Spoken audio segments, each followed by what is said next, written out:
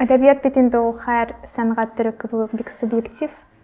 Һәм шуңа күрә, мәсәлән, кемнеңдер хакыйкате минем өчен ул ялган булырга мөмкин, минем хакыйкат кем өчендер ул ялган булырга мөмкин. Шуңа күрә фикерләр төрлелеге булырга тиеш дип уйлыйм. Әгәр дә мине тәнкыйтьләр икән, әгәр дә тәнкыйтьләргә урын бар икән һәм фикер объектив икән, моны бик яхшы дип саныйм. Чөнки әгәр дә миңа хаталарымны төртеп күрсәтәләр икән, һәм әгәр дә ул хаталар чынлап та объектив булса, бу миңа үсү өчен мөмкинлек дигән сүз. Шуңа күрә мин бүгенге көннән объектив тәнкыйть көтәм.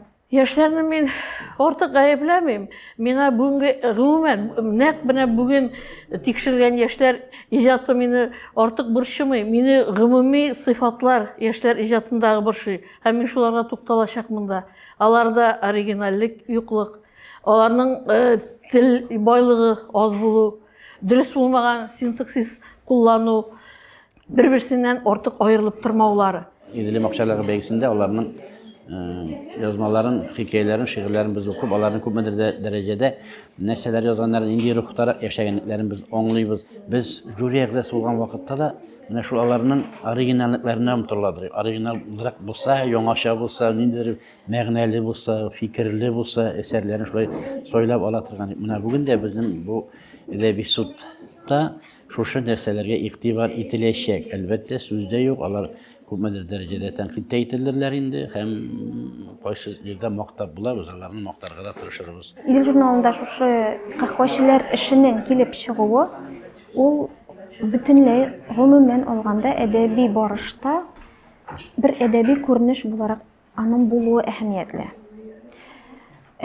Kızlarının şu kahve turundagı eserlerine kelgende, onların stilleri birinci qarashqa şundan da bir stilde, bir-birsin qavatlı kebek, bir stilde yazılgan kebek tuyula.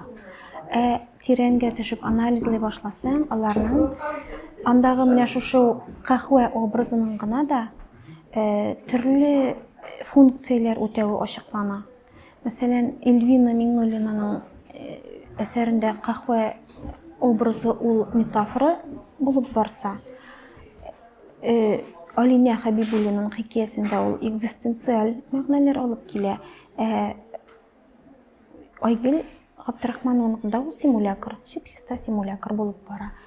Şuna göre onlarını nişiktir bir-birsin qabatlauda gayipləu, şolay dürüst түгел дип саныйм. Басыгыз, суд керә.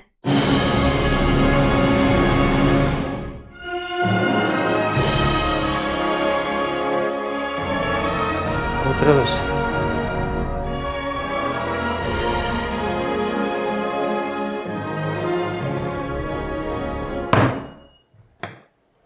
Yargılavına başlayırız. Yargılav deb aytdim. Sud uruna bizning bik burungi sözümüz var. Yargılav. Yargı, şundan kelib çığa yarlıqav. Yoqlavchini da yarlıqavchi deb aytib bo'ladi. Tatariston Respublikası Yazuvchilar Birligi hem İdil jurnali qarşısındagı tekshiruv komiteti şikayetine tayanıp, bir türküm yaş ijodchilarning qahva temasına yazılgan eserlerine qarata Tatariston Edebi Sudi tarafından, Edebi Yargılav tarafından cinayet işi qo'zg'atildi. Eligi eserler qahvachilar işi deb isimlengen. İdil jurnalının fevral sonunda ol dünya gördü. Hazır gayiplanuvchilar bilan tanışabız. Aygül Abdurrahmanova, Sin kahve hikayesi. Avtori Alina Habibullina, Restretto hikayesi. Elvina Mingollina, Kahveli Sinli Min hikayesi. Leyla Fayaz, Öpkeledim Sina şiiri. Cinayet işi bilen tanıştırу için söz gayiplavchi Rifa Rahman'a verilir. Hürmetli sud hem anın barışında katnaşuşular. Min kahvaçiler işinde edebi sud tarafından mahsus koyulgan gayiplavchimin. Ama yaş kalem yerlerin Türküm bularak hüküm iterge kirek degen qarashta turmayım. Әдәби әсәрләрне, авторларны төркемгә берләштереп тикшерү, Татарстанның яшь язучылар эчендә әдәбиятка зыян салуны, гомум әдәби хәрәкәтне эштән таркатуны үз максат иткән төркемнәр бар дигән гаять тә куркыныч фикергә алып чыгарга мөмкин. Хикәяләр белән шигырьне берләштереп тикшерүне дә уңай күрмим. Шигърият, әгәр поэтик текст ачыктан-ачык плагиатлыкка корылмаса, күп төрле кабатлануларны, бигрәк тә тасвирлау объектының уртаклыгын җиңел күтәрә.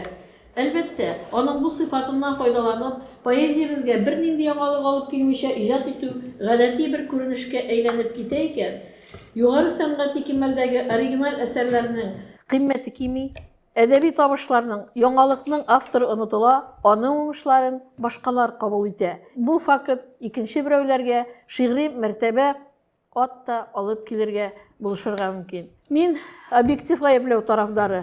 Ләйлә Фаязның укырга кызыклыгына, ирекле формадагы әдәби алым чараларының төрлесен кулланып язылган, әмма шигъриятыбыз өчен аерым алганда артык әһәмияте булмаган «Үпкәләдем сиңа» әсәрен хикәяләр янәшәсендә тикшерү кирәкмәслеге аңлашылды инде. Гомумән, шагыйрьнең программ әсәре булмаган, яисә укучыга нык тәэсир ясамаган кеше күләмле андый шигыре иҗатын гомуми планда ачканда, аңа хас төп сыйфатларны билгеләгәндә, яисә әлеге сыйфатларга ия булмаган әсәрләре дә барлыгын күрсәтергә кирәктә генә махсус телгә алынырга тиештер. Югыйсә ниндидер бер шигырьнең иҗаттан аерып алынып хөкем ителүе авторга мәртәбә генә. Инде текстның үзенә килик һәм шуны билгелик. Анда кахва эчемлеге фикер этәрелеше өчен ситуация тудыручы деталь булып тора. Әлеге ситуация бәлки уйдырма, бәлки артык иркә кызның үз тормышыннан алынган факт.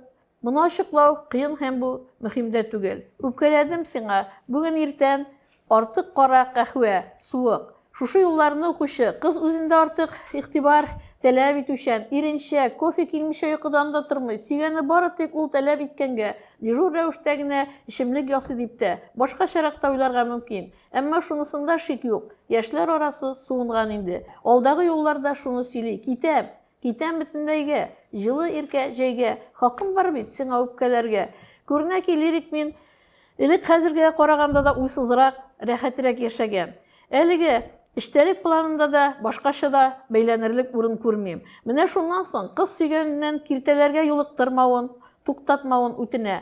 Беренчесе артык әлбәттә. Юлыктыру сүзе текстның мәгънә логикасына зыян сала. Татар аңлатмалы сүзлегенә мөрәҗәгать итик. Юлыгу, көтмәгәндә берәр кешегә яки нәрсәгә чырау туры килү, кагылып узу, юл уңаена кирип чыгу, нәрсәгәдер тап булу, эләгү, тару, барып җитү, адресат кулына керү. Димәк, юлыгу кеше очраклы рәвештә тараган эш хәл, яисә тап булган әйбер икән. Кешегә бүлмәдә каршылыкка очраклы рәвештә тарыт әле мине дип әйтү хата килеп чыга. Кемдер сине тарытса, бу очраклы булмый инде. Һәм әйтергә кирәк, кызга киртәне кырырга мөмкин. Анда да катлый куелган ниндидер шарт рәвешендә генә. Тәрәзәдән ыргытсаң, күлмәкләрен чыгарып ташласаң, бикләп чыгып китсәң диярсез. Әмма буларны да башка сүз белән атау отышлырак булыр. Җитмәсә шигырьдә егетнең ярына киртә кырырга җыенмавы ап-ачык күренә бит. Ул хәтта вәгъдә биреп ташлый. Юкса кыз аңа бернинди зур гаеп ташламаган. Хәтта китәргә теләвенең гап-гади сәбәбен, кофены сөт белән ясамау икәнлеген әллә никадәр аңлаткан. Инде аптырагач, аңла зинһар, соң кат кабатлыйм, сөтле кахва таләп итә күңел дип ярсып кычкырган кебек ул. Күңелгә шундый көлке сорау килә. Чыннан да бүгенге ир-егетләр инде сүзләрнең туры мәгънәсен аңламый башлаганмы?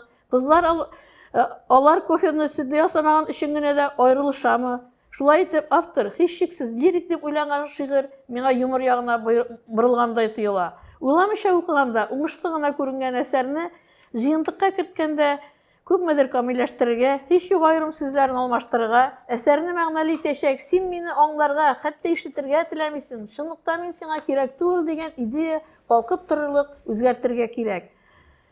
Алина Хәбибуллина тәкъдим иткән Ристретто хикәясенең композициясе тамамланышы мине канәгатьләндерә. Шунлыктан иң башта үземне, соңгы вакытта бигрәк тә яшьләр, кайвакыт журналистикадан әдәбиятка керүчеләр прозасында борчыган якларга әсәрнең сөйләменә тукталыйм. Азатның гәүдәсенә чыккан төшенкелек билгеләре. Кием эчендә гәүдәдән төшенкелекне ничек күреп була? Һәм ул ничек караңгылыкны яра ала? Гәүдәнең төшенкелек билгесе нәрсә ул? Хәтта поэтик әсәр өчен дә артык уңышлы метафора түгел бу. Проза исә мондый сафатлауны гомумән кабул итә алмый. Әлеге гыйбарәне аңлау да күз алдына да китерү мөмкин түгел. Инде үзем лексик берәмлекне аңлатып карыйм. Төшенкелек ул халат билгесе. Беренче чиратта күңелгә, тавышка һәм иҗтимагый фикергә хас.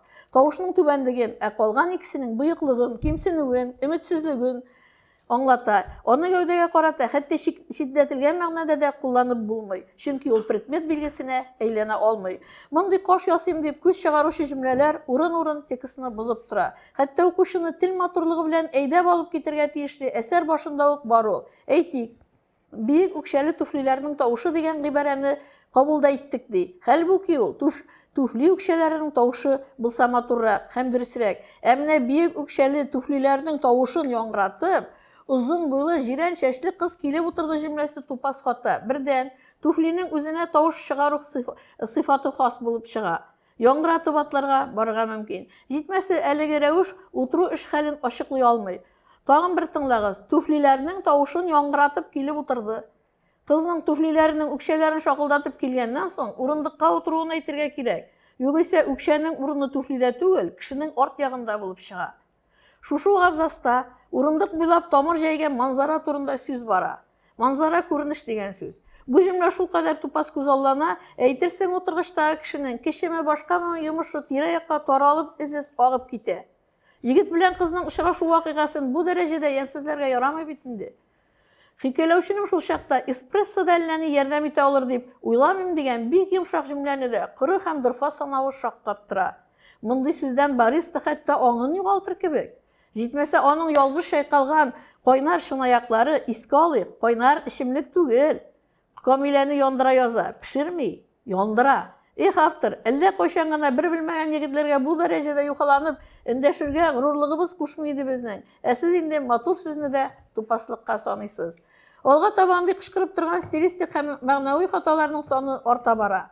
Прозада һәр әдәби деталь, һәр сүз текстка урынлы керергә тиеш. Автор сөйләменең геройларыннан аермалы буларак, бары тик әдәби язышта гына була ала. Әйтик, ни өчен сез тидерү кебек һәр кемгә аңлаешлы төшенчәне шәхсиме, җирле сөяштәгечәме тигерү дип язасыз. Гомумән алганда, хикәя миңа интернеттан алынган кофе төрләрен аңлатмаларны бер сюжет кысаларына салу кебек тоела. Ул кофе төрләренә яшерен реклама рәвешен ала. Бу фикерне аның отышлы шишерише генә үзгәртеп җибәрә. Хикәяне укып чыккач, мәктәп укучыларының иншалары һәм интернеттан да алынган кахва төрләре турында русча һәм инглизчә язмалар белән таныштым. Аларда эчемлекне сәнгати сурәтләүләрне гаять күп очраттым. Кахва эчкәндәге күренешләрне, хисләрне, эчемлек хакындагы фикерләрне үзәккә куеп, кахвадагы танышлыкларга бәйле күп санлы хикәяләр, повестьлар иҗат ителгән, нәфис фәнни рефератлар, сөйләмгә өйрәтү текстлары язылган. Һәм мәктәпләрдә, югары уку йортларында ул темага кызыклы хикәяләр, иншалар, диалоглар иҗат ителгән. Бигрәк тә инглиз теле укытучылары сөйләм телен үстерү минутларында кахва темасын җанландыралар икән. Әлбәттә, бер үк мотивка текстлар шушы дәрәҗәдә күбәеп киткәч, алар арасында бер-берсен кабатлаганнары да арткан. Яңа язылганнары эчендә нәкъ менә анда гына, кофе мотивына гына иҗат ителгән яңа сүз дип әйтерлекләрен табу кыен. Бәлки мөмкин дә түгел. Кофе исемнәрен, төрләрен, авторлар кебек яңгыратыр өчен бер танышымның иншасыннан өзеп китерим. Иртә минем өчен тиелмәгән, кыздырылган капучиноның тәннәргә үтеп кергән, башларны исерткән эшкелтем дә, татлы сөт тәменә дә тартым хуш исләре ул. Ароматлаштырылган кофеда андый ис юк. Һәр иртә эспрессо, латте, мокка эчеп куясың да, кәефләрен күтәрелә, яшисең килә.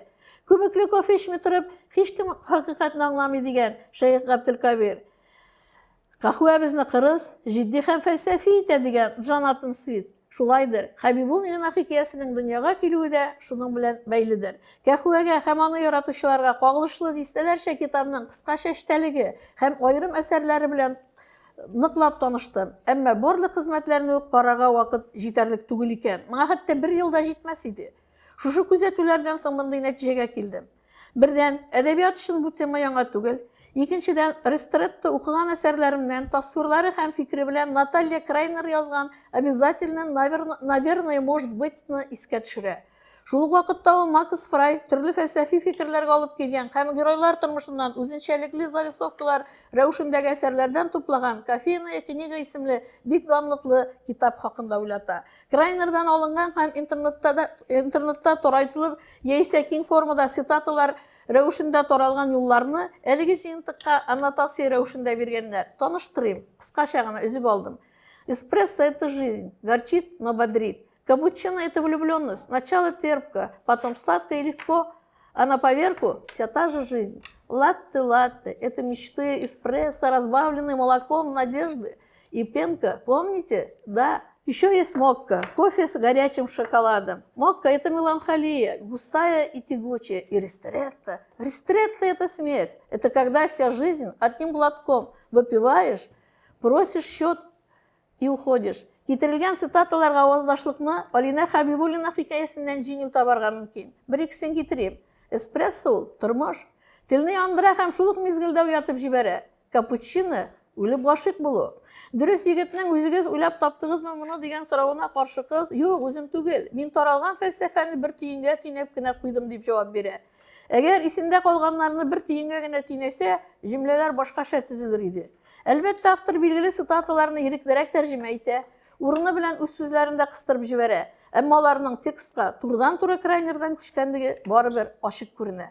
Әйтик, мәгълүм китапта ристретто – это смерть. Это когда вся жизнь одним глотком выпиваешь, просишь счет и уходишь. Хабибуллинада киңәйтелгән тәрҗемә рәвешендәге урын ристретто. Анысын үзем әйтәм. Ул үлем. Бөтен тормышың bir йотымда дигән сүз бу. Чынаягыңны бушатасың, акчаңны түлисең һәм авыр адымнар белән ишеккә юнәләсең. Монда берничә сүз генә читтән кергән. Шул кадәр әйбер текстка кеше хикәясеннән узганнан соң, сюжет оригиналь мигән дигән сорау туа. Шәхси уйлавымча, бу хикәя Наталья Крайнер әсәреннән генә этәрелеш алган. Хәер, хикәянең сюжеты турында киңәеп сөйләнерлек тә түгел. Ул бик гади. Макс Фрай җыентыгына бер рецензиядә мондый юллар бар.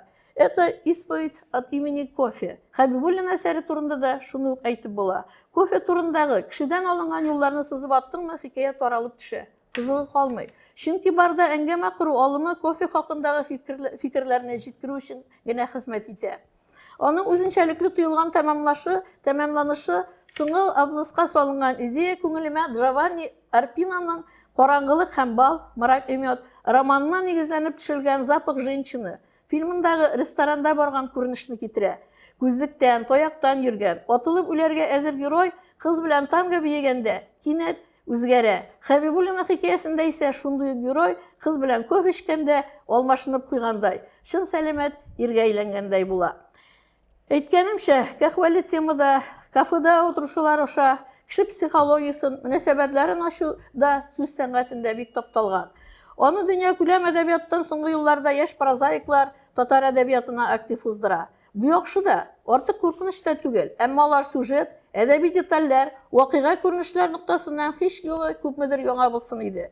19-20 гасыр чигендә милли проза ныклап аякка басканда тема, мотив, сюжет, геройлар галереясын сәнгати үзләштереп, чит әдәбиятларда милли прозага күчерү уңай күренеш булса да, хәзер инде без оригиналь сүз сәнгатен үстерүне, һич югы милли әдәбиятыбызның уңышлы традицияләрен саклауны кайгыртырга тиешбез. Югыйсә, читләр язганнарыбызга игътибар да итмәс. Бу сүзләремне раслагандай Эльвира Миңнуллинаның, авторны ялгыш атаммы? Кахвәле синле мин Эльвираны ялгыш атадым, гафу итегез, шуңа күрә тукталып калдым. Мине дә геройларны кофега хас тәмнәр белән чагыштырудан башлана. Бу урында да охшашрак фикер кабатлыйм. Кофе белән чагыштыру, аларны тәм һәм ис буенча бәяләү китаплары әллә никадәр язылган.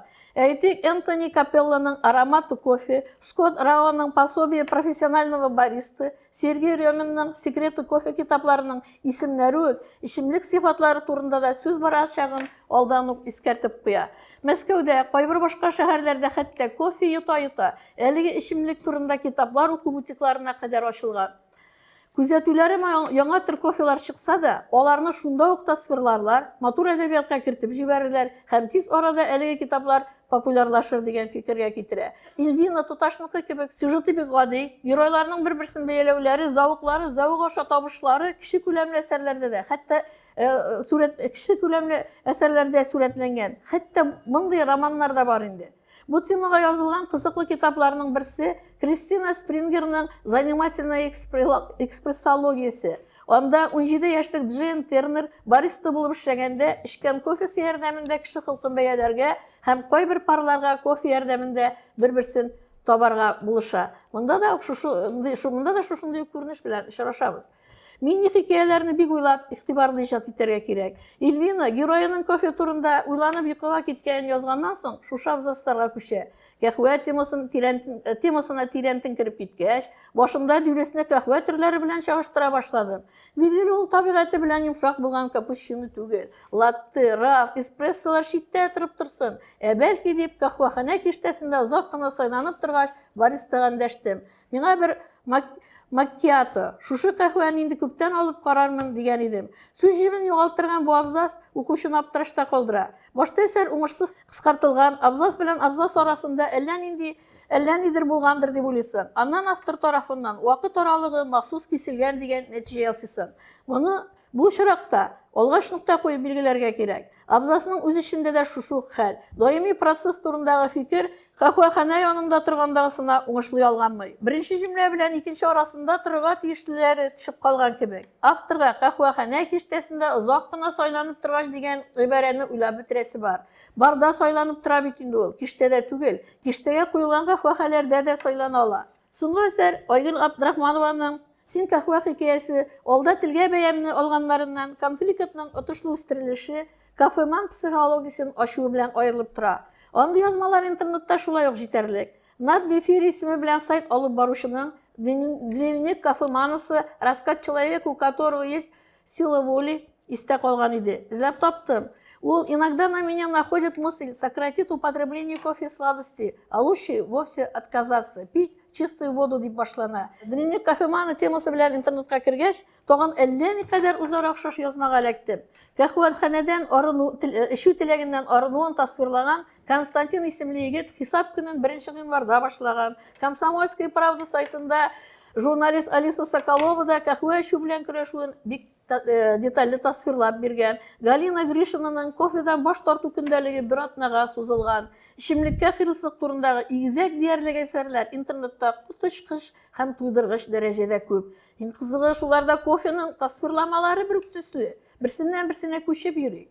Инде Идел тәкъдим иткән әсәрләр белән чагыштырып,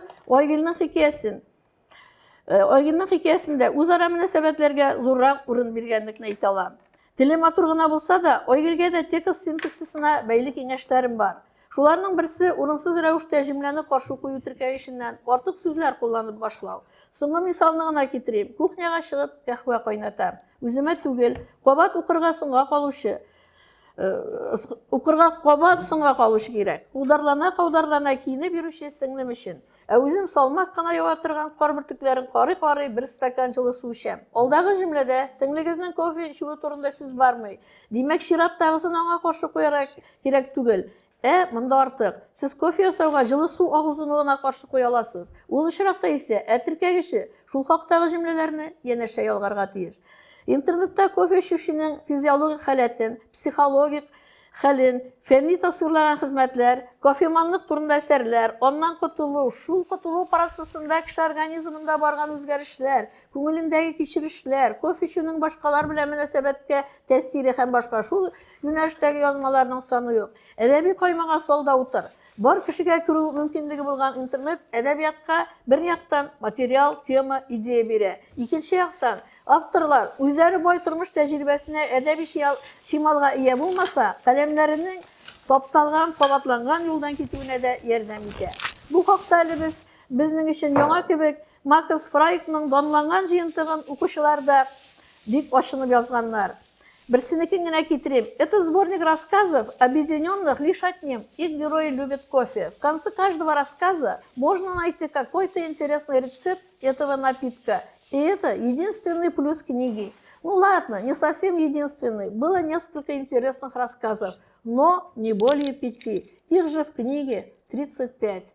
Ниндидер тәнкыйть сүзләр әйтүемә, әсәрләрнең чит ил әдәбиятындагы хезмәтләрне теге яки бу дәрәҗәдә кабатлавын билгеләвемә һәм үземә шунлыктан кызыксыз булуларына карамастан, аларның уңай ягы итеп структур яктан уйланылганлыкларын, Şunu şagaldırуларын hem prozabızda az uçragan yaş geroylары barlığın aytırga kerak. Bular yeneşesinde yaş edibelerinin jurnalda çıkan variantlar bilen gene qanagatlanmawyn, min kürsatgan ýaklarga ýygtybar berip, tagyn bir kat eserlerin redaksiyalawlaryny hem şol wagtda tynyş bilgilerinde bir qarap çygularyny, olga taba şyn turmuşkandygyrak ýoknaýyp, üzünçeliklirak hikeler ýazulary diler idim.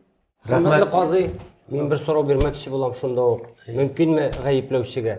Men anga soraw bermekçi bolam, anga şu görüniş oşuyma? Jogap berdim, tыңlamadygyzmy? Yok, mene şu görüniş oşuyma sizge? Men eli sizin nerse bilen şögüllerinizge, yani şögüllenip oturganyňyzga ýygtybar bermegenmen. Elbetde uşamay. Uşamayma. Mene siz aýtdygyz hurmatly Qazi, aýmy? Köp turundagy aýbirler duýdyrgyç derejede köp diýip aýtdylar, aýmy? Mene bizning millet oýnady. Mene bu Rifa Rahman, Lebip Lironlar buğuny ol işe tirgan buğun idi. Ömrümde oğuzuma dalganym ýok olay diýmek güzel. Men buğun turunda aýtam. Mene ol buğun işçi buğun idi, aýmy? Kişiler iştiler, işi turunda edebi eserlerde peyda buldu, sahnege çıkıp pastayan işi turunda şoyarttılar idi. Şolay buldu mu? Buldu. Hazır mene millet bizning oynadı. Yaşlarımız işi yaza bizning alkogolsiz içimlikler turunda. Sizge şol uşamay. Nersege şolay? Alışamay diýmedim biz. Siz aýtdygyz, sizning aýtgan sözüňiz. Bütün kişinin bir aýbyrini ýazywy, çünkü ýoňalygy bulma başka жерden al. Dünyada nerse var, yaşlar şunu yazalar. Emma any üstüzüm bilen ýazarga kerek. Sizning buğunda yazdılar isriklik turunda, şolay bit. Ana eliga olarga İsiriklik turundagına yazmadı. Yok. Tom çisli yazdılar isriklik turunda. Bir eserimde Hazırki yok. wagtda onday eserler mene siz qarasagız Şoyan jurnaly şol eski buğun yazıwyn dowam etýärmi? Şoňa görä eger de hazırki wagtda ýaşlar köfü turunda yazalar eken, muny huplarga kerek menimçe. Hem sizning bulay dip yazıp söýleýäňiz. Olar ana bir ziyanly eken ýaza. Dagwet. Kıskarak tutuğuz. Turda yazıwy. Kıskarak tutuğuz Şu bahaslarını. hakda aýtywym idi. Olga tabar. Söz yoklawçy Landyş Ebu Darawaga berilä. Elbette men şuşy eserler turunda söz ýertirmin. Kahve turunda, kahvenin bizge kerekmi, ýokmy ikenin, tatar milleti için onun faydası zurrakmı, ziyanı zurrakmı, edebiyatqa nindi ýogynty ýasy, ul turda soňundan fikir alışyrbız. Yaş awtorlarynyň eligi eserleri, Aygel Abdurrahmanowynyň Sin kahve, Alina Habibullinaның Ristretta, Ilvina Minnulinaның Kahvali Sinli Min hikayeleri, Leyla Fayazynyň şiiri, Hazırki zaman tatar edebiyatı prostranstvosunda özünün layıklı orunun alırga tiyiş dip sanayım. Авторларның һәр кайсы хикәяләренең һәм шигыренең архитектоникасын, композициясын, синестезия алымына кара, хәтта әйтергә кирәк, әлеге алым әсәрнең структурасын формалаштыра. Синестезия метафораның бер төре буларак 20нче йөз башында символистлар тарафыннан киң кулланылган алым. Ул катлаулы образ тудыруның иң җиңел юлы. Модернистик мәдәният традицион тропларның сәнгати чараларының тәэсир итми башлавын тоеп, яңа тойгылар бирә торган алымнар эзли. Шул сәбәпле дөньяны тою, сизү органнарының полимодаль тәҗрибәсенә мөрәҗәгать итә, диләр галимнәр. Синестезия алымы постмодернизм эстетикасында яңа сулыш белән яши башлый. Биредә Патрик Зюскиндның Парфюмер, Макс Фрайның Кофейня книга, Джоан Харрисның Шоколад, Читра Банерджи Дивакаруниның Принцесса Специя китапларын мисал итеп китерергә була. Яш иҗатчыларның әсәрләренә кайтыйк. Биредә синестезияның тәм органнары белән бәйлесе актуальләштерелә. Бигрәк тә кахва тәме образының алай гына да түгел, әсәрләрдә сурәтләнгән хиснең структурасын ачыкларга ярдәм итә. Әсәрләрнең хронотипына килик. Хәзерге заман урбанистик әдәбиятының төп атрибутларының берсе кофейня. Кахваханәләр 21нче гасырдагы актив шәһәр тормышының бер символы булып тора. Заманында Россия халкын кахва белән Петр I Европага, ягъни көнбатышча италон цивилизацияга тәрәзә ачкан патша таныштырган диләр. Хәзерге заманда ул интеллектуаль тормыш атрибуты да булып тора. Кахва эчү яшь буын өчен японнарның чәй йоласы кебек үк үз мәгънәгә ия. Ягъни ул үз билгеләнүнең бер маркеры, яшьләр сленгының ачкыч сүзе, шәһәр субкультурасының мәдәни коды. Һәм кызлар шушы әзер кодлардан бик уста файдалана. Айгел Абдрахмановның хикәясендә кахва образы аша хис тасвирлана. Дөресрәге, Айгелнең кахва эчүдән баш тартучы мине чынлыкта хисеннән баш тартучы. Кахвадан айырылу газабы ул сөйгән кешедән айырылу газабы. Бу очракта кахва симулякр. Алина Хабибуллиның хикәясендә дә кахва образы симулякр.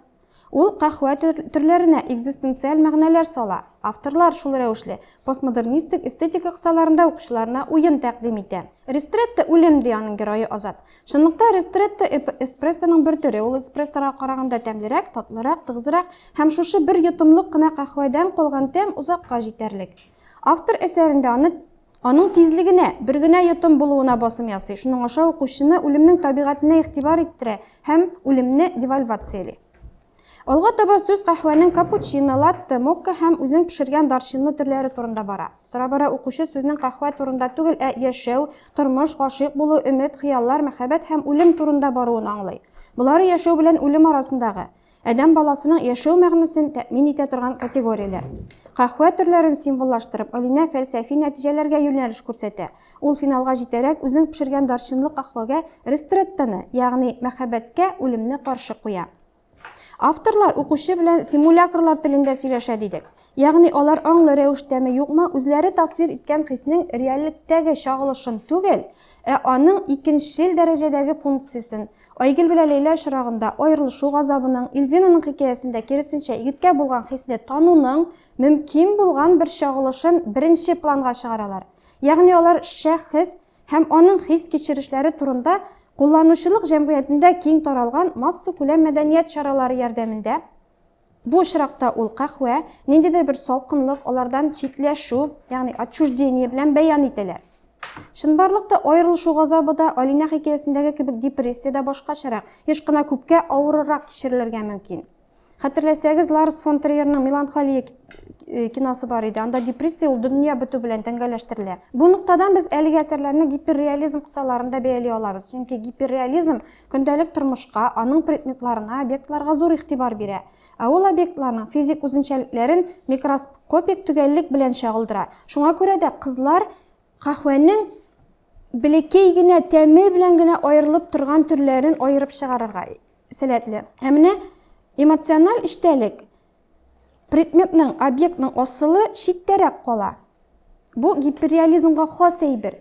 Һәм бу әсәрләрне дә гиперреализм кысаларында караганда бу бик яхшы аңлашыла. Бу исә яшь иҗатчы кызларның гаебе түгел, бу аларның агрессив цивилизациягә каршы җавабы. Шушы цивилизация телендә сөйләшүе. Брендлар, имиджлар, билгеләр, тамгалар белән шыплап тулган дөньяны мәгънәлерәк итәргә омтылышлары. Илвина Миңнуллина хикәясендә исә кахва метафора чагыштыру функциясендә кала. Бу әсәрләрне традицион кысаларда анализлап, алардан традицион образларны эзли башласак, без кахвачыларны авылның шишмә суына, мәтрүшкәле сөтле чәйгә хыянәт итүдә, шит кахваны үз итүдә, шулай итеп милли тамырларны корытуга өлеш кертүдә гаепләргә тиеш булабыз. Кызлар кахва белән генә түгел, аның төрле тәмнәре белән дә син дип сөйләшәләр. Әмма игътибар итегез, бу татар кызлары безнең чулпылы, калфаклы кызларыбыз кебек үк түзем, максатчан. Айгөлнең героинясы мәсәлән барыбер үзенекен итте. Тыйнак шул ук вакытта тәвәккәл, Алинаның Камиләсе, Лейланың лирик герое кебек. Раф кебек татлы, йомшак, каймак салсаң бөтенләй тәмле, Илвинаның героинясы кебек. Укымышлы, алар университетта укыйлар. Исхакыйның мөгаллимәсе Фатима кебек фидакар милләт җанлы. Мәсәлән, Айгөлнең героинясы ул татар редакциясендә эшләп хезмәт итә. Шул вакытта монда аларны яклап тагын әйтәсем килә. Бу әсәрләрнең авторлары да нәкъ Фатима кебек, алар мәсәлән Илвина белән Лейла, алар бүгенге көндә татар теле укытучылары, татар теле һәм әдәбияты, һәм алар мәктәптә эшлиләр һәм турыдан-туры халыкка хезмәт итәләр. Айгөл белән Алина да Казанда татар мөхитен булдыру өчен шушындый уешмаларда эшлиләр. Алар бары тик шәһәр мөхитендә туган, шуңа да аларга авыл шишмәсе түгел, крафт кофейнялар якынрак. Нишләмәк кирәк? Аларны гаепләгәнче өлкән буынга үзенә уйланырга кирәк. Без аларга нинди шишмәләр калдырдык соң? Шуның өчен дә бу әсәрләрне мин татар әдәбиятында бик вакытлы язылган, үз урынын табарга тиешле әсәрләр дип саныйм. Бу җәһәттән минем милли китапханәгә, Татмедиа бинасында урнашкан әдәби кафега әсәрләрне популярлаштыру буенча бер тәкъдимем бар. Әлеге әсәрләрне аерым буклет форматында бастырып чыгарып, матур дизайн белән әдәби кафеда, кофейняларда, кахва эчкәндә укыр өчен кунакларга тәкъдим итәргә кирәк. Әгәр менә шул Хабибуллинаныкын алыйм инде бу чиракта үзегез дә әйттегез, сез аны шитәйберләр кофега карамаган фикерләрдән башка юк дип, айланың булган өлеше дә мин сезгә нәрсәгә аваздаш икән әйттем. Әгәр инде шушы кофе турындагы фикерләр крайнердан алынган икән, хәтта аңа менә берәр сүз генә кыстырган икән, һәм ул аны крайнердан алынган да әйтмәгән икән, анда әйтеп куйга да буладыр бит. Юк, мин моны крайнердан алдым да ятладым диергә була иде. Башкача үзем кулланам хәзер диергә була иде. Әгәр үзенеке әйбер калмый икән, без шушы дәрәҗәдә сез әйткәнчә әдәбиятка зур яңалык алып килгән дип, аңа зур шундый бәяләр биреп ала китапларга кертергә тиешме? Аннары сездә менә әле генә бәхәстә кубарып киткән Рәмис иптәш тә әйтте, безнең бит мактаган эш сезнеке белән минем туры килә. Архитектоника структура бер төсле дисез, яхшы дисез, мин дә яхшы дидем аны. Әмма мин эчтәлектә нәкъ аныкы дигән әйбер тапмадым. Кофе сыйфатламалары бөтенесе сүзгә сүз табырга була менә эзләп. Сорауыгыз. Сез әгәр кешенең хикәядә үз өлеше юк икән, ул инде әдәбият өчен бик сез әйткәнчә кирәклеме безнең әдәбият өчен? Менә сез әйткәнчә, без әгәр аларны сүзен сүзгә кабатлый дип әйтәбез икән, буларны постмодернистик әсәрләр эстетикасында карыйбыз һәм постмодерн дәврендә язылган бу чорга интертекстуальлек хас, реминисценциялар хас, шуңа күрә бу әйберләрнең әсәргә аңлы һәм аңсыз рәвештә басым ясап әйтәм, кирип китүе ул табигый. Аннарысын шунысы да сөендерә. Барлык кофе сөючеләр дә, димәк, бер үк юлдан бара икән. Мәсәлән, мин уйламыйм, Алинә менә сез санаган авторларның барысында укыгандыр дип. Айгелдә нәкъ шулай эшләгән. Мисалны китердем, сүзгә сүз тыңламагызмы? Крайнер укыдым һәм параллель рәвештә укыдым авторны. Булдымы? Сораулар аз беттеме? Бар менә сез әйтәсез постмодернизм эстетикасы. Әлбәттә, мин менә галим буларак аны постмодернизмны ничек аңлыйм? Бездә аны яңгырашын күрәләр дә шәп әдәбият турында әйтә бит бу диләр. Мине постмодернизм әдәбиятын иҗат итүче дип атады, мактанып йөрүчеләрне беләм мин. Постмодернизм бит ул күтәрелгәннән соң төшеш дигән сүз. Без төшешне шулай кебек күтәрелгәннән соң әдәбият, водитель белән аңлатканда. Без артка китешне, чигенешне мактап утырырга тиешме инде? Мактап утырмыйбыз, без аны аңларга тырышабыз. Ярар, бу инде безнең буыннар ярышына әверелеп бара бу инде. Без карт буын, сез яшь буын, име? Әлбәттә, сез безне җиңәчәксез. Анда тремереттылар белән, серметтылар белән, име? Без андый сүзләрне аңламыйбыз да. Артта калган буын инде без сүз гаепләү ягыннан Шаһид Ләбиб Лиранга бирелә. Рәхимет Ләбиб. Мин инде монда Рифа бик җентекле рәвештә сөйләп чыкты. Рифа ханым, мин аңлаша күпчелек сынлап килешәм. Аның кабатлышым килми, ләкин менә мин уйлануларымны чыгып шушындай бер күренеш. Ул безнең әдәбиятта генә түгел, эксперимент. Бу минем балаларның эксперимент әсәрләр дип саныйм, барыбер ничек кенә теләсәгез дә, чөнки бездә хәзер ул театрда да шушы күренеш бара, һәм башка жанрларда да, шул рәссамнәрдә дә булсын, элек-электән килә инде ул. Ничектер яңалык әйтәм, һәм моңа мөмкинлек бар беренчедән. Бuna шушы эксперимент ясарга мөмкинлек бар, ул да булса интернет. Интернет аша мөмкинлек алу бар. Безнең авторлар, без менә теге элек интернет булмады, ничектер халык арасыннан, халыктан ишеткәннәрдән чыгып әсәр язырга тырышадыр. Безнең шыр язучылары уйлап чыгарган чиракта да шушы табигый, реалистик булсын өчен дип тырышадыр. Хәзер пьесалар алабыз икән, без кайсыдыр театрларда барган яшьләр язган пьесаларда анда интернеттан алынган күпмедер чиракта вакыйгалар килеп чыга. Хәтта безнең өлкәннәребез дә язучылар әгәр дә бер шәхес турында язырга алына икән, материалларны интернеттан алады һәм ул үзе дә сизмәстән плагиатлыкка кирип киткән чираклар да бар. Аны күп кеше әле белеп бетерми, ләкин шулай укучыларыбыз бар монда. Рифа кебек укучыларыбыз бар, чөнки бәлки укымаслар дип язучылар да була торгандыр. Менә бу инде bir şuşunday eksperiment. Bu әйберне үтәргә тиештер. Яшьләр бигрәк тә моны үтәргә тиеш инде. Алар инде бер чор булды, бер 5-6 җәлелек үлем турында урындыкларга менеп тегеш ниләр басып, баулар алып шигырьләр укыдылар әйме. Ул әйберләрне алар үтәргә тиеш. Дип уйлыйм мин, үтәләр дә алар. Аннан соң барыбер ахыр чиктә шушы реализмга кайтып төшәләр бар әсәрләрендә. Булды безнең шигырьләрдә, алдагы шигырьләрдә да, Раулау Фәйзуллиннар шигырендә да ак шигырь дип язып карадылар. Кыска шигырьләр, 1 еллык шигырьләр дип язып карадылар әйме. 3 türlük 3 yıllık şiirler dip yazıp karalar. Hatta bizden bir vakit Nildar abi bilen Rüstem Mingalim Niyaz Galiyev degan şair var idi. Var hazırda Şallıda. Mene 3 yıllık şiir yazan Niyaz Galiyev. Mene bunu kütere kerek. Mene şuşunday şairler ne kütere kerek dip yazıp çıktılar da min okumagan keliş. Yigitler men aytam, men mana bugun tilne qo'ytam da ertaga unmab kelib berem sizga 3 yillik shi'rlarni. Ani o'tirib yozib bir narsa. Men mana bugun men qo'yib yotam ekan kofe turunda. Men bulardan komil kofe turunda eser yozargan mumkin. Yozam da men yozam da. Men internetga kirib turmayman. Men ani Либо бул ипигонлук болашак. İpigon bo'lmayman. Men internetga kirib turmayman, lekin meniki onda tege kofe deb tege yoratam deb aytib, muhabbat turunda shi'r yozmaylar deb aytalar bet. Yoratganingni yoratam deb aytmasa muhabbat turunda eser yozib bo'ladi. Ne şuşun? Mında bizning mında tege suretler nega obrazlar bizning bir eserde gazetda kishi bularga tegish. Lekin mında men qolsa bularning butunisinde de tübünde kofe, kahve tüp mında giroy hem alarını idollaştıralar deb aytgandaymi? Idollaştırу, fanatiklarcha idollaştırу deb qabul etamen men mana bu şirakda. Şuna ko'ra mana bu bir-birini qabatlab, men mana o'qigaч, bir-birini eretdan o'qigaçdan bularga tema berilmedi ekan. Kahve, latte, anda tag'in ismlari, shunday har ko'p ismlari bilgan shularni qo'llanasiz da, yigitlar qiz bularga tegish, muhabbat temasi ham siz endi deb o'ylaganing boshda. Lekin bularning datalari endi turlicha bo'lgach, endi bular onday yozilman, lekin bir-birini podражанияда bo'lgan kun urush aytganda, yerib yozirga turish, o'shatuv revishida bo'lgan kun. Mene bunday o'shatuvlar bir vaqtni kelib chiqadi. Tatar yozuvchisi ekansan sen, tatar yozuvchisi bo'lib sen, yosh yozuvchi bo'lib tutingasan ekan qalamga sening eseringda tatar ruhi bo'lirga tegish. Sen tatar mentaliteti sen shunda ne aytirga tegib sizning o'zining millatingni sen ko'taruv masalasida. Alaysa bizning ko'pgina eserlar ketdi hozirgi millatsiz eserlar.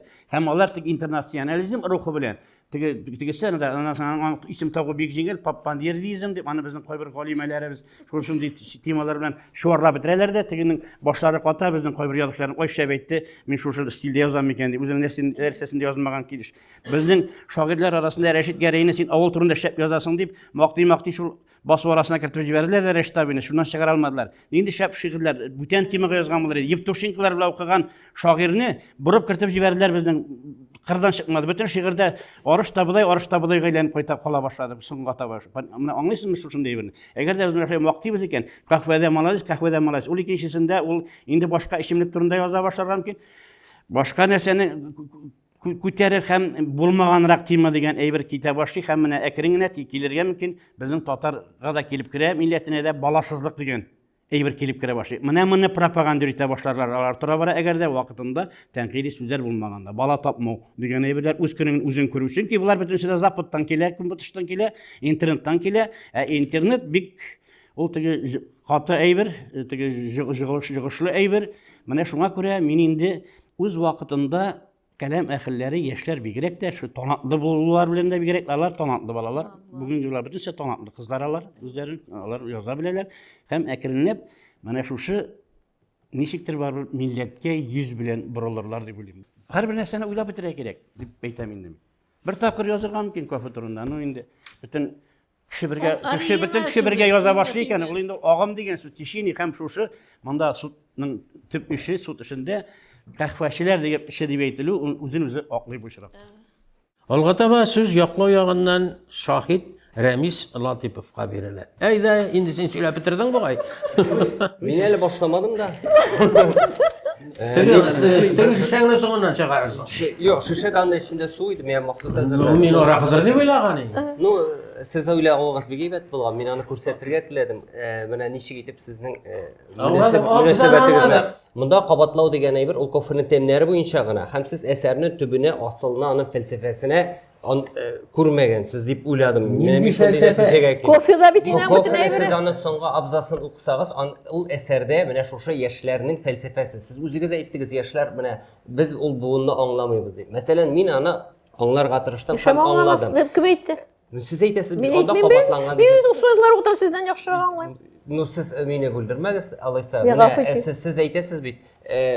Mana sizning aytgan so'zingiz bor. Siz şağıştırıb getirdiniz kofirning temləri bo'yicha g'ana. Əminə bundağı bu əsərinin osağındağı şuşa söyləşüni, həm fəlsəfəni qız onda kim bilen söyləşkənin anlamışı da söyləşə, həm şuna da qaramasdan kim bilen söyləşkənin anlamı, yigitning kim ikənin həm ул егетнең кем икәнен аңлагач, шушы кофе соравы, мәсәлән, мин аны уйлыйм, шундый бер оригиналь сюжет дип Бу хакта махсус сөйләдем, тыңламыйсыз икәнсез. Юк, сез бу хакта мондый әйбер Bir hafta şunu tutatırız öyle devam edelim. әйе, мин күрмәдем, мәсәлән. Сез Алайса, нәкъ шушындай Астына сызып бирәм мин сезгә.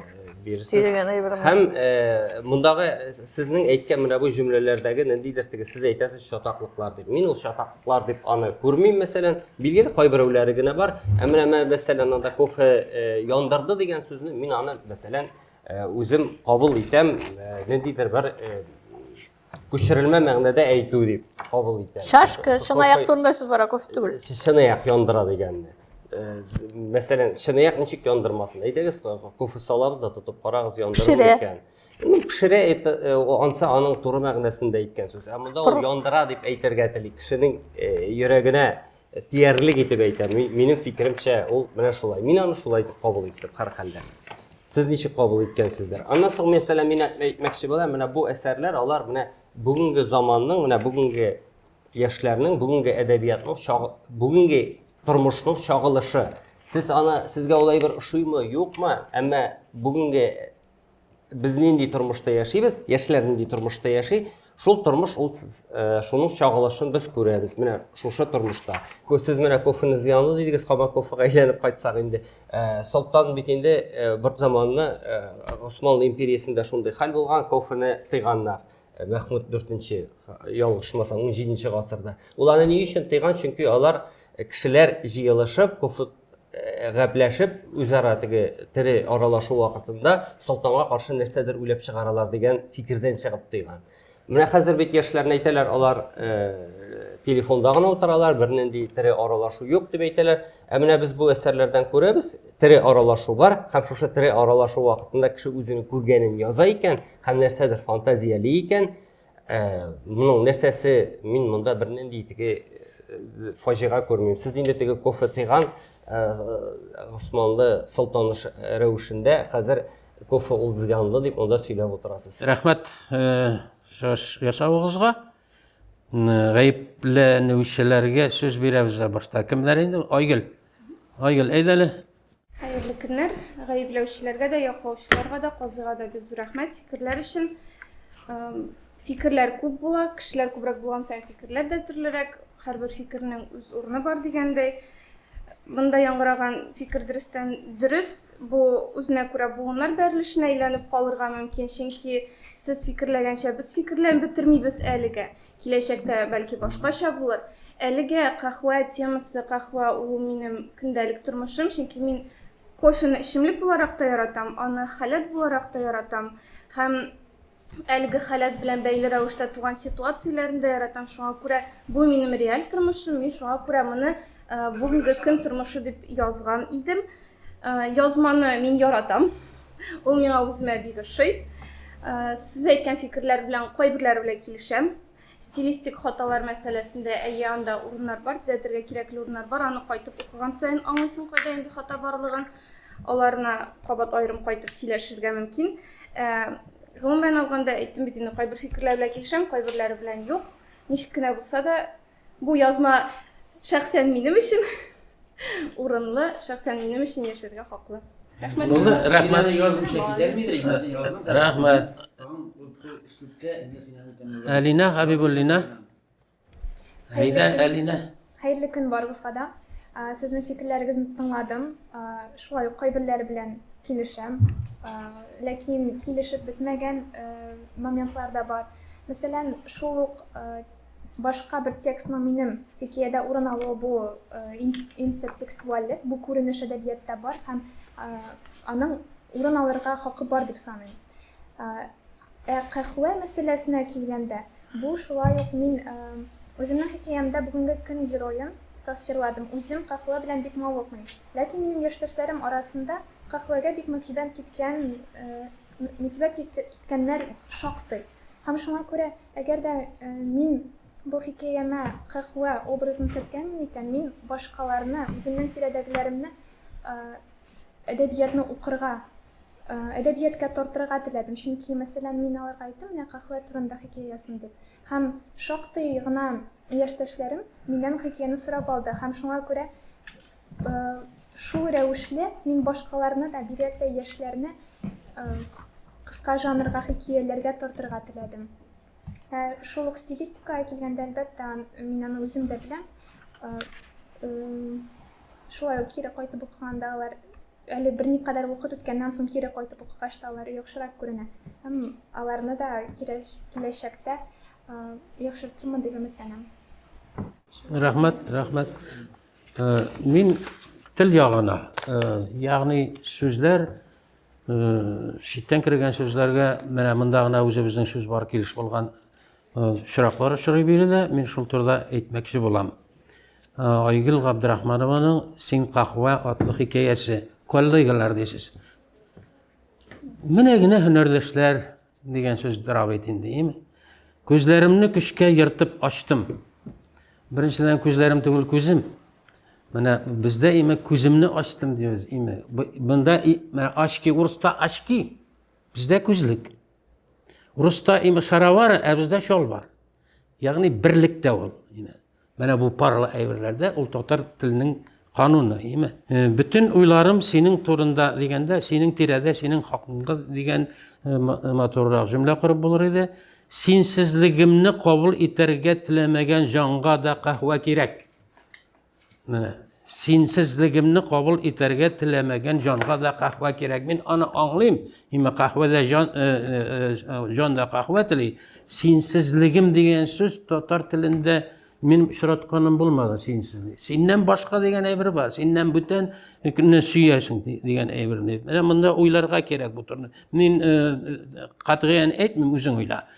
İçimdəki patriot qanı qaynauğa tüzə almışsa sinayaqını şitkə ətib jibərdi.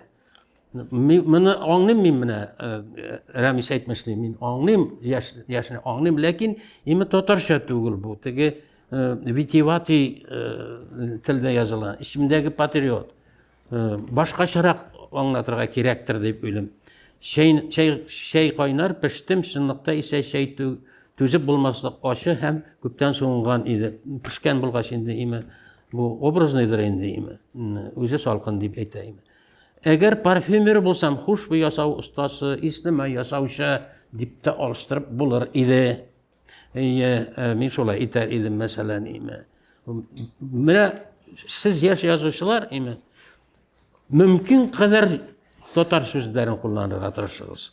Şitten kirgenler bilen tügül. Yaki tercümesen özünüz uylap tapığız. Sinsiz de yaşay alam, sinnen başka da yaşay alam. Sinsiz ol bistibeden kalka. Sinsiz tügül. Qanğa kahve dozası jitmey. Dozunu almashtırıp bulamı? Miqdar. Qanğa kahve miqdarı jitmey. Ondan soň kofe dep yazasız, kahvehane dep bir jerde bar ol. Evet, kahvehane bitdi, kafe. Stadiyesin, şurun, dövrün, mizgilin, basqışın. Telefon kılamaya turursa, telefon tüymeleri, sebepleri hem başka. Mene nişikte bulsa koşarga kerek tilinin saflığı turunda kaygırtabız bitindi biz. Biz şulay bulgaç, biz purist rəvişdə dilinin saflığı turunda qaygıratayız. Mümkün kadar şiit dilini sözünü kullanmazqa. Ondan zayavka kildi bit. Zayavka. Yürek kuştu. Kuşu degen söz var, zayavka. Zakaz degen söz kuştum. Kuşu degen söz. Min şeyge kuştum əli. Şey alıp gelirge kuştum. Mene şuşundu yirak sözlerini kullanırga təqdim etəm min sizge. Min zakon tügül, min qatğıyan söylemim sizge özünüz uylağız. Bir nide tügül. Nişivo degen sözden təcmə. Bir nide, hiç nide tügül, gerekmez. Hem başka türlüler. Alina Habibullinağa köşəbiz. Ristretto adlı hikayesi. Kettegine kiyingen Kamila'nın hoşbuyu. Kettegine kiyingen. Kette ol zor degen sözünü Özbek tilinden ol. Kette degen zor. Onu da almıştırğa gerek. Manzara degen sözünü ettiler. Manzara ol panorama degen sözü bir tabiat manzarası. İrinler kinetkine yarım kıyaş gibi jeyilip gitti. Şiirilik yok. Jayılıp gitti mine ol jemsizlikni hem ol satirada kullanıladigan ağzın jayıp oturayındı. Değil mi? Degene jayılıp gittik. İrinler motor hatın kız irinler turunda söz var Ahmet. Jayılıp gitmiyor. Niye? Soğuttan tügülmesin için birgine minut kadar şitke gitarga yaramıyor. Soğuttan kahve tügülmesin için soğuttan tügüleyin, koyan tügülsün olur. Soğut degen söz bunda almaşlarga gereken. İski lekin üç şin ayağına salıp iringe tigirirge hem işerge. İski degen söz neşik anlata bu? İski ötür. Lekin üç şin ayağına salıp iringe tigirirge hem işerge. Anlamadım. Min engirerek Leyla boyası upkaladım şıgırı. Bu turda buldu. Onda da neler var? Mesela indi son kat qabatlıyım. Soңғы tapqır, soңғы kerre qabatlıyım. Soңғы taba tekrarlayım degen sözler var. Mana bu neydi? Qat degen sözde.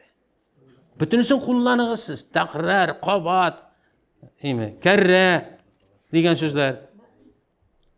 Sütlü kaynar kahve. Elvira Mignolina kahveli sinli min adlı hikayesi. Sıravını işitmemişke sabışıp. Kayda hata? Albatta. Salışıp gerek. Mene butiysız, olarak yazmışlar buty. Sabışıp var salışıp. Yuklağanga salışıp yattı da tınlabını bir yattı. Yuklağanga salışıp simüliyor. Endi bir kötü yuklağanga salışıp. Sabışıp avruğa sabıştı. Balasının kaygısından avruğa sabıştı. Salıştı. Başkaça. Şul notada taralıştılar. Nindi notada? Şul notada taralıştılar. Şul revişli taralıştılar. Şul şekilde hemen nişiktir başka söz kullandılar. Şiir teksti bilen keler, şulay dep oylayman. Yazışı, muallim, muhbir, dil galimi bolası kelgen kişiге min kengeş etem. Hazırdan haligizden kelgençe iki taraflı sözlükler jıyığız. Yaki aytik Qozaqcha, Rusça, Qozaqcha, Özbekçe, Rusça hem bütünüsü de Türk tillerinde de. Keregi şığa gelip alıp qana qaraysiz. Bizde Türkmen Şayqalı var, şaypalı var. Qahvan şaypaldı mı? Şayqaldı mı? Şayqalı isrik kişi şayqalı bara. Mana tege araqını Ramiz çıkardı bit. Şunu kendisine şayqala, isrik şayqalı bara. Şaypal mı? Su şaypala. Su şaypala. Mana bularını bilirge gerek. Ana şuluk ışadı degen sözlerimi. Işadı bulsa bit on panrayısı, ışadı bulsa pahoş. Mana yaşlarga biz indi o'tdik. Biz bir narsa da buldira olmadik imi? Siz buldurga tiyish. Lekin siz bizden iskilikni olurga tiyish, yangilikqa barish uchun. Mana abstrakt neler var, ressamlar var imi? Abstrakt.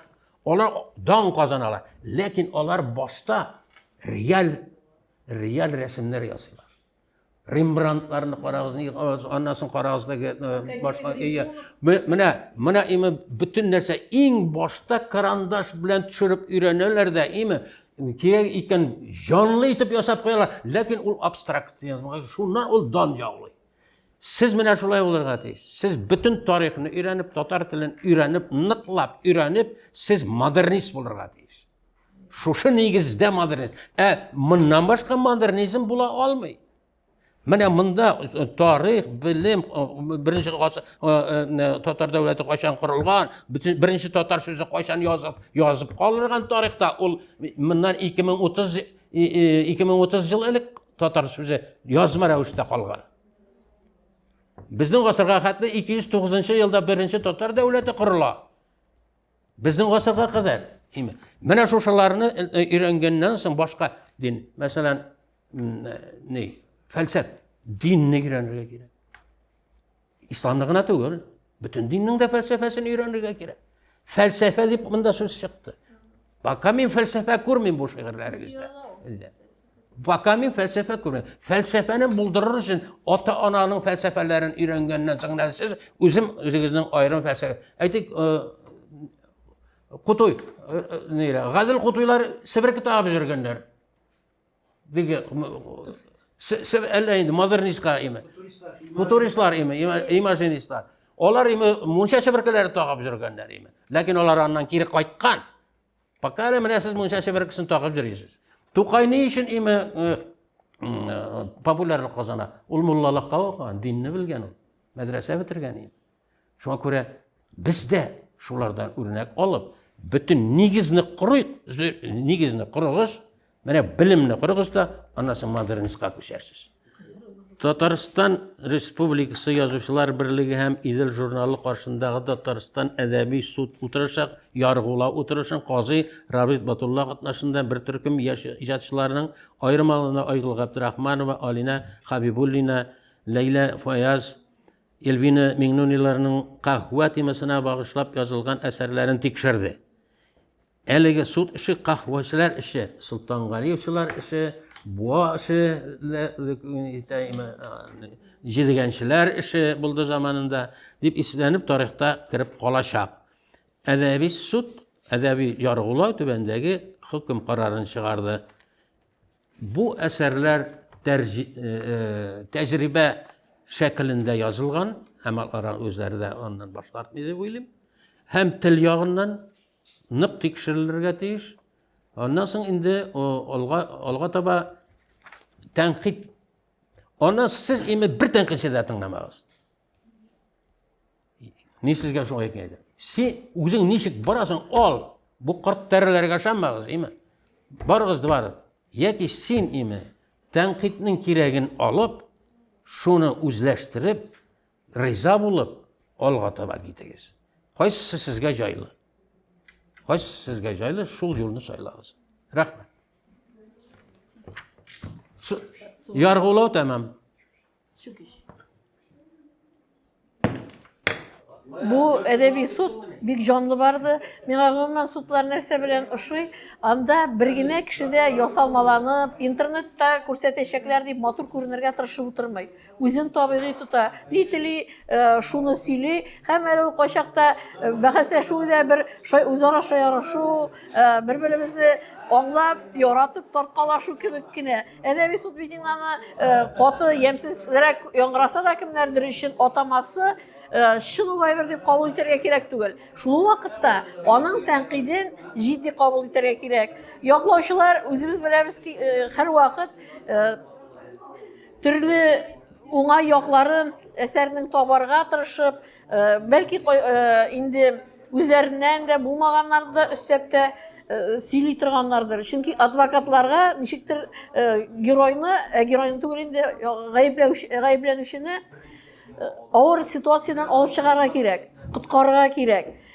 Biz әйтик, мин укытучыларга шунда каршы төшә башлыйбыз, чөнки әдәбияттан читкә китәсе килми. Әмма мондый читкәрәк киткән бәхәсләрдә минемчә әдәби судны ул җанлы итә, киләчәктә карарга кызыклы итә. Ondan гомер буе дип әйтсәм, инде монда гомер буе булмаган инде бу хөкемнәр. Ничә ел дәвамында бара әдәби суд. Мин әле дә таң калудан туктаганым юк. Шушы гаепләнергә риза булып килгән кызларга.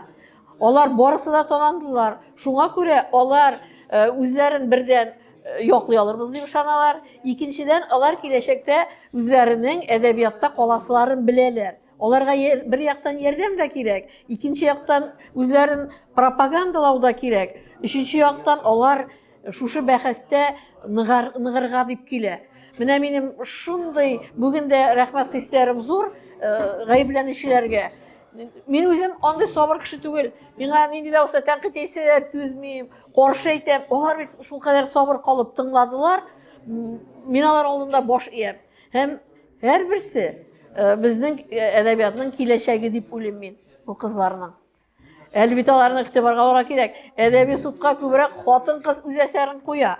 Ир кешеләр куркып кала, әмма хатын-кыз куя. Җитмәсә, бүгенге яшь язучыларның күбесе кызлар. Bu meni сөендерә. Безгә андый мөмкинлек булмады яшь чагыбызда. Безне әдәбиятта ничектер читләштерергә тырышу нык сизелә иде. Без аларны һаман тартырга, кызлар ничек әдәбиятта зур усты дип әйтергә тырышабыз, урыны туры килгәндә. Менә шундый хисләр белән китәм. Мин әдәби суд утырышында күптән булган. Юк инде хәзер инде берничә ел элек килгән хәлдә генә. Минем өчен бик зур тәҗрибә булды бу, бик күңелле булды. Фикерләр бик күп булды, казыйга да, гаепләүчеләргә дә, яклаучыларга да бик зур рәхмәт фикерләр өчен. Укучылар күп булган саен фикерләр дә төрле була. Кайбер фикерләр белән әлбәттә килешәм, кайберләре белән килешмим. Килешмәгән үз фикеремдә калам барыбер. Гомумән суд утырышы буенча нәтиҗәләр, темалар бит төрле. Мәхәббәт темасын язучылар да күп, сугыш темасын язучылар да күп. Менә хәзер кахва темасын язучылар да арта башлады. Әгәр дә гел ниндидер үзенчәлекле тема көтеп утырсам, аны эзләп утырсам, бөтенләй язмаска кирәк. Мин бу нәрсә белән килешмим, шуңа күрә мин язуны сайлыйм. Кахва ул минем реаль тормыш, эчемлек буларак та, халәт буларак та, шуны эчкәннән туган халәттән барлыкка килгән ситуацияләр буларак та, мин әлеге эчемлекне яратам, халәтне яратам, ситуацияны яратам, шуңа күрә нәтиҗә буларак туган әлеге әсәремне, әлеге язманы яратам. Нәтиҗә ясап, нәрсә диергә була инде? Әлбәттә, камилләшер өчен урын бик күп. Камилләшәсе дә камилләшәсе, язасы да язасы. Ләкин әлегә мин үз әсәремне ничек бәялыйммы? 5 плюсигын куеп бетермәскә була әлегә. Ансы киләсе әсәрләргә. Әлбәттә, төрле фикерләр яңгырады. Күбесе белән үзем килешәм, ләкин килешеп бетмәгән өлешләре дә бар. Безнең әдәбиятта ни өчендер билгеләнгән шикләрдән читкә чыгуны негатив тайпылыш дип кабул итәләр. Мин моның белән килешмим, әгәр дә менә шушы экспериментлар башкаларны әдәбиятка тарта икән, димәк, бу юкка түгел дигән сүз. Һәм шуңа күрә мин барыбер әлеге хикәям яшәргә хаклы дип саныйм.